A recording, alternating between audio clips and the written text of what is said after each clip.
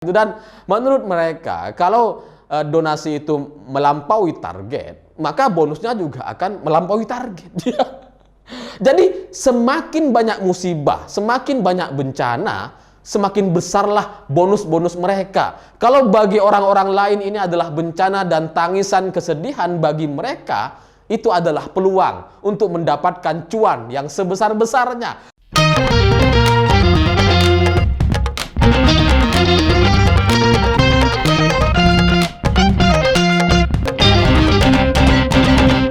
Selamat malam para mantan, selamat malam untuk semua teman-teman kalian yang saling bongkar aib dengan mantan-mantannya. Dibukalah semua cerita, pernah ngapain aja, check in berapa kali. Dan semuanya seru gitu ya. Nah, cerita-cerita semacam itu bagi saya jadi mirip sekali dengan cerita ACT, aksi cepat tilep. Ya karena belakangan diketahui ternyata Presiden ACT setiap bulannya digaji 250 juta rupiah. Dan nggak cukup sampai di sana. Si Presiden ini masih mendapatkan 3 mobil operasional sekaligus. Dan semuanya mewah gitu ya. Alphard, Pajero, CR-V. Buset. Menteri kalah tuh sama Presiden ACT. Ya tapi gara-gara pemberitaan yang sangat masif dan kemudian dikomentari oleh banyak orang gitu ya. Ini kemudian membuat sebagian orang jadi bertanya-tanya, apakah ini pengalihan isu? Apakah ini untuk mengalihkan isu Presiden Jokowi yang katanya membawa pesan perdamaian dari Ukraina ke Rusia lalu kemudian dibantah oleh Ukraina? Apakah ini adalah pengalihan isu dari My Pertamina? Banyaklah komentar orang-orang, tapi dari sisi saya, ya saya logis saja gitu. Karena kenapa kemudian ini baru viral sekarang, baru diberitakan dan dibicarakan hari ini? Ya karena yang bicara narasumbernya adalah pihak internal ACT. Nah sebelum-sebelumnya ini nggak ada gitu. Yang bicara negatif atau mencurigai ACT itu kan semuanya sebelum ini itu pihak eksternal, orang di luar ACT. Dan kita sudah curiga lama gitu. Ketika ACT sudah beriklan di Facebook, di Instagram, kita sudah bertanya-tanya, ini uang dari mana? Ini uang donasi yang mana yang dipakai untuk iklan di Facebook? Ya karena kan nggak mungkin mereka open donasi untuk kepentingan ACT dalam rangka beriklan, nggak mungkin gitu. Mereka selama ini membuka donasi itu selalu untuk kepentingan rumah sakit, kepentingan sekolah gitu ya, kepentingan masyarakat yang terdampak bencana, musibah, korban kecelakaan, apalah gitu ya. Nggak ada tuh donasi untuk iklan Facebook, nggak ada gitu ya. Nah tapi ACT beriklan di Facebook, ini kan kemudian menimbulkan tanda tanya. Ini sudah nggak sesuai dengan peruntukan ini. Nah, tapi kan sebelumnya ini semua yang komentar adalah orang luar. Hari ini yang bicara itu Presiden ACT sendiri dan mantan Presiden ACT yang sudah berkuasa 14 tahun. Jadi semuanya, dua-duanya ini saling berbantah-bantahan gitu. Dan kemudian direkam, dipublikasikan oleh Tempo. Makanya kemudian menjadi viral karena yang bicara A1 sumbernya gitu. Ya karena kan awalnya Ahyudin mengatakan bahwa dia ini dilengserkan, dipaksa turun. Karena ada 40 orang masuk bersama-sama ke dalam kantornya dari kubu Ibnu Hajar ini dan meminta agar Ahyudin segera mengundurkan diri hari itu juga, detik itu juga. Dan ketika dia meminta waktu 1 malam, nggak dibolehin gitu. Udah tanda tangan aja sekarang. Habis itu ya dia mundur gitu ya karena sudah dikepung 40 orang gimana.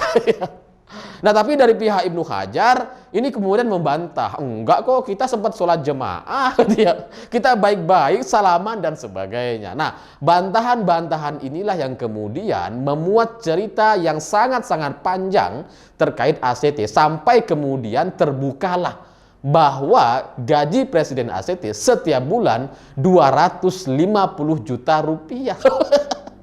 Banyak banget gitu. Dan 250 juta ini, semua uang ini hasil donasi. Donasi yang untuk biaya pendidikan lah, yang untuk sekolah, warga terdampak bencana gitu. Uangnya itu ya dipotong untuk Presiden ACT. Nah, Dan gara-gara situasinya hari ini itu sudah nggak kondusif gitu ya, karena kan menurut Ibnu Hajar hari ini itu keuangan ACT sudah terganggu. Bisa dibilang mereka sudah krisis dan sudah banyak utangnya. Kebayang nggak? Yayasan lembaga sosial, kegiatannya donasi, punya utang, gimana coba? Ya karena misalkan yang soal korban kecelakaan pesawat Lion Air misalkan gitu ya. Itu dari Lion Air sudah dibayar, tapi sama ACT nggak dilaksanakan. Sehingga apa hasilnya? Ya mereka punya utang ke Lion. Karena proyek-proyeknya nggak dikerjakan gitu ya. Nah, uangnya kemana? Ya digunakan untuk hal-hal lain gitu. Untuk beli rumah istri ketiga. Untuk open BO mungkin gitu ya. Mungkin loh ini, nggak nuduh saya. Ya karena kalau punya istri ketiga, apalagi orientasinya? Selain soal bidadari dan selangkangannya. Ya pasti soal itu-itu aja gitu ya. Apalagi kalau ngelihat muka-mukanya tuh ya muka-muka partai sapi itu. Iya kan? Nah, gara-gara keuangannya sudah menipis, sudah berkurang gitu ya. Makanya kemudian mereka jadi ribut sekarang gitu. Ya kalau sebelumnya ketika uangnya melimpah banyak gitu ya.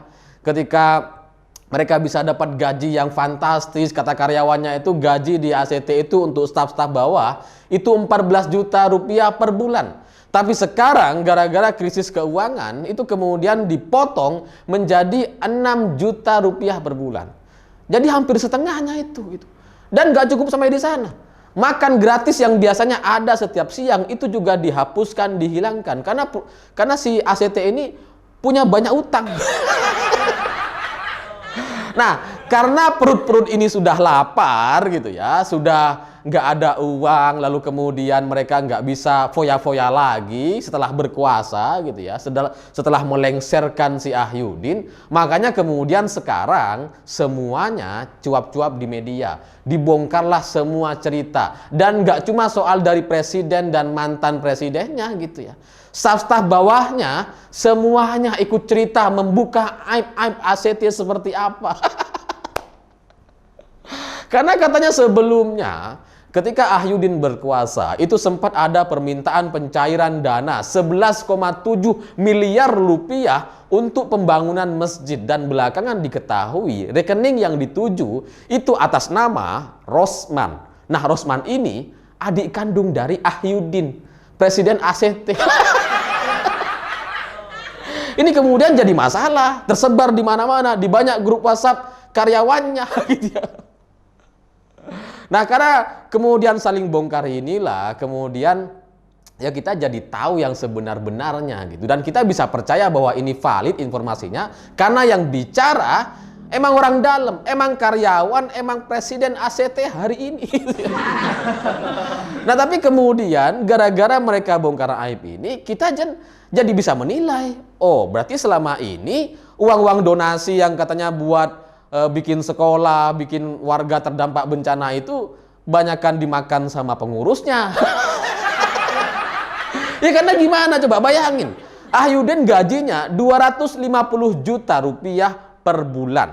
Lalu kemudian ada 3 orang di ACT yang setiap bulan digaji 150 juta rupiah. Lalu kemudian ada 10 orang digaji 80 juta per bulan. Dan 14 orang lainnya digaji 50 juta rupiah per bulan. Dan terakhir ada 16 orang digaji setiap bulan 30 juta rupiah. Jadi ini baru top level manajemen, tapi setiap bulan sudah mengeluarkan biaya untuk gaji sebesar 2,68 miliar rupiah.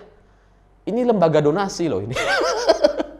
2,68 ini semuanya uang masyarakat, uang umat gitu. Yang katanya buat bantuan Palestina, Aleppo, Gaza.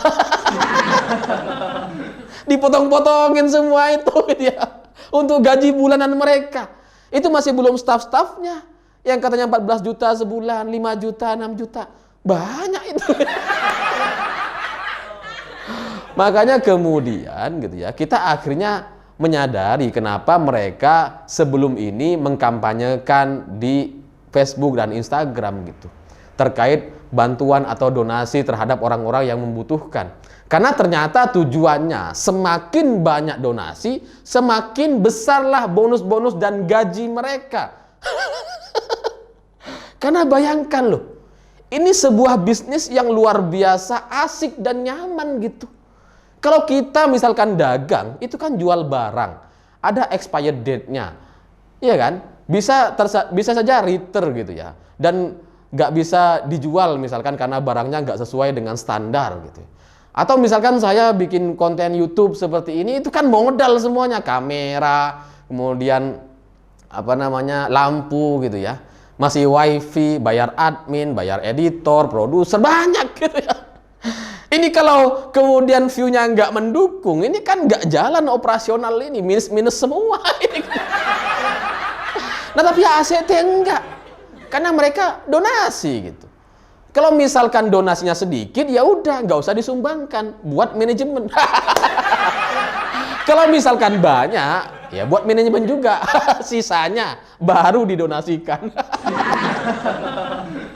Ya mereka nggak jual barang gitu ya, nggak usaha sama sekali itu. Makanya kemudian wajar mereka posting di Facebook, Instagram, diiklankan semuanya habis-habisan, bakar uang itu.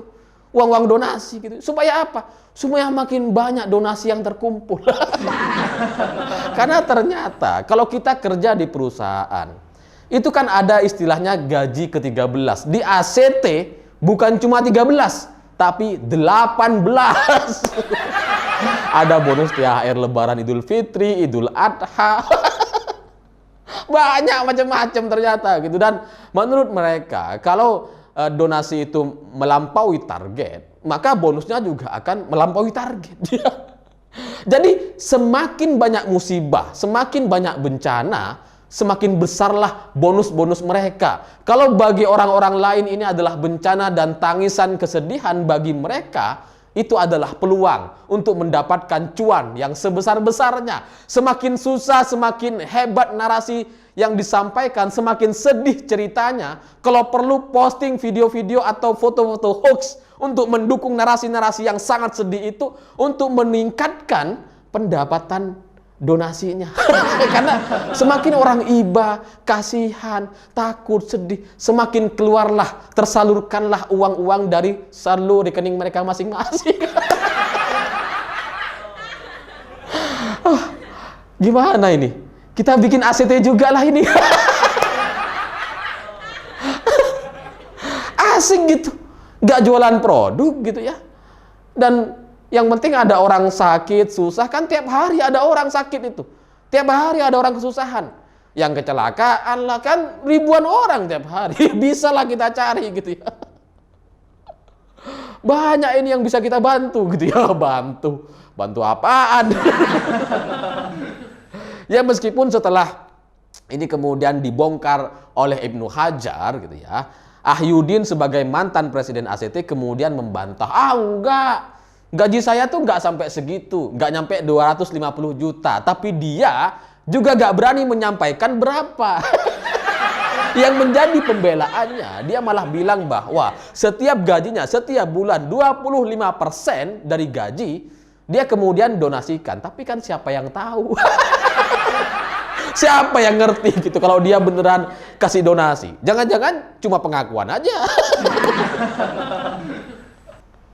Nah, Ibnu Hajar setelah membuka aib-aib soal Ahyuddin yang 250 juta per bulan, lalu kemudian mobil operasionalnya 3 Alphard Pajero CR-V, si Ibnu Hajar ini kemudian mengatakan bahwa sekarang saya sudah akhiri semua itu ya, pencitraan. Terus kemudian setelah itu, saya sekarang cuma menggunakan Innova. Kamu pikir Innova itu mobil murah? Mahal loh itu. Innova tuh mahal loh. Berapa paling murah? 300 juta. Mahal itu. Mengakhiri apanya? Itu mah cuma pembenaran aja atas semua aksi-aksi atau kemewahan yang kalian dapatkan dari donasi gitu ya. Tapi dari kejadian ini bagi saya yang lebih menarik adalah cerita soal kemunafikannya gitu. Karena Presiden ACT ini kan selalu mengkritik pemerintah yang katanya korupsi itu akan terus terjadi dan musibah juga akan terus melanda karena negara yang penuh korupsi ini akan selalu ditimpa musibah. Padahal semakin banyak musibah, dia semakin seneng. Dan ternyata yang korupsi bukan cuma pemerintah, bukan cuma oknum-oknum menteri di era Pak Mantan gitu ya, dan di era Pak Jokowi sekarang, enggak. Dia sendiri yang bicara mengutuk korupsi, juga korupsi untuk istri ketiga dan anak-anaknya yang dibayar setiap bulan lewat perusahaan PT Hydro. Aduh. Ini sudah apa ya? Sudah ketahuan buruknya gitu. Jadi kalau setelah ini kalian masih mau berdonasi di ACT, ya pikir-pikir lagi lah. Kalian kalau donasi ke sana, bukan donasi ke orang yang membutuhkan, tapi donasi kepada orang-orang yang pengen cepet kaya. Karena kepanjangan ACT kan aksi cepet, apa itu? Aksi copet terselubung. Ya kalau kalian punya komentar-komentar yang lain soal ACT, ya sampaikan gitu ya. Mungkin ada istilah-istilah yang belum saya sampaikan dan lebih menarik. Dan ya buat teman-teman yang belum tahu gitu ya, cerita soal ACT ini kemudian dibongkar di majalah Tempo dan itu lembarannya banyak. Saya sekitar berapa ya? 16 atau 20 gitu ya. Dan ini ceritanya panjang sekali dan data-datanya valid banyak sekali gitu, dan banyak yang bisa kita ceritakan dan kita bisa lihat bersama-sama ke depan akan seperti apa kasus ini gitu. Karena dari pihak ACT sendiri ternyata mereka kemudian membela diri dan memposisikan diri sebagai orang yang terzolimi katanya. Ya ini sudah jelang tahun politik katanya, jadi muncullah isu-isu seperti ini. Gak ada hubungannya lah. Loh, yang makan duit kalian, yang foya-foya kalian, nyalahin tahun politik lah gimana? Yang korupsi kalian, nyalahin tahun politiknya apa hubungannya? Jadi ya saya pikir itu semoga nggak banyak lagi orang yang tertipu atas nama agama dan kemanusiaan gitu ya. Padahal semua donasi-donasi itu untuk kesejahteraan segelintir orang yang sudah kaya sebelumnya. Jadi kalau mau donasi, mau bantu zakat, sedekah, udahlah kasih ke tetangga-tetangga kalian aja. Nggak usah ke lembaga-lembagaan. Nanti malah ditilep sama pengurusnya. Saya pikir itu. Terima kasih sudah menonton. Jangan lupa subscribe, like, dan komen.